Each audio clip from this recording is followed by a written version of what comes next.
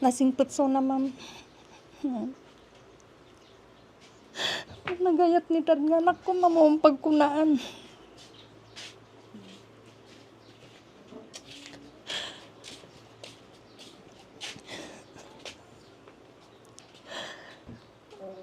Dito napasama ka niya naman, nga matira sila kay yung kid daw papasama. Wala. Hustisya ko, ma'am. Ma'am, kindawag para di anak ko, ma'am.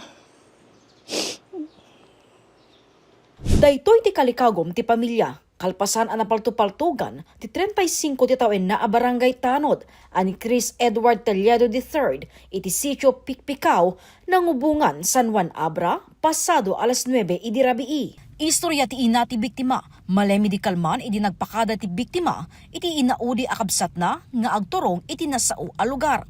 Ket iti karabyan na nakangig isuna ti nagsasaruno a putok ti paltog. Alas 9 rin yan. 9:05. Da nagputok. Hindi ko antim mawag dagi dyan kadwami nga agtuptuping. Natain manong ko. Natain mantar din. Lablaba na mo. Bagada. Mangugmod to di putok. Napigsa ma'am. Armalay din. Ginangog mo di putok, hamonam namaan nga di kabsat mo. Ang kumit namnamain ma'am. Ngamti ka sila kwa mo takot.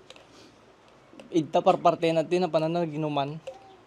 So nga sila wala ang sila na yung atay jay ko na. Uwen. Di ko tumawag dan. Natain mantar din. Natain manong ko. Iti investigasyon ti biktima ken ti kakaduana ti nagiinom iti balay ti katrabahanda nga agtuptuping. Idi paawi din ken ti maysa pi akaduana napasamak ti pamaltog.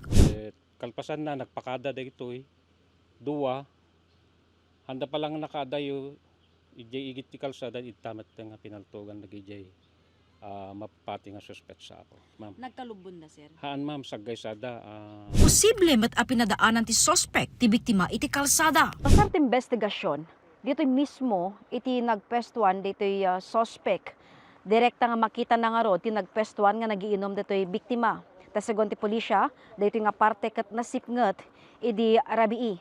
Ken dito mga parte iti rimuran dagiti duwa a biktima usar ti motorsikloda. Approximately 20 meters pa lang ti kadayo dagiti duwa di tamatan nga pinaltupaltugan ida ti suspect.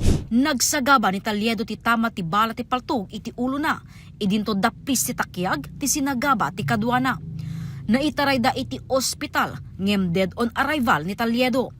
Posible matasaan a maysa ti suspect.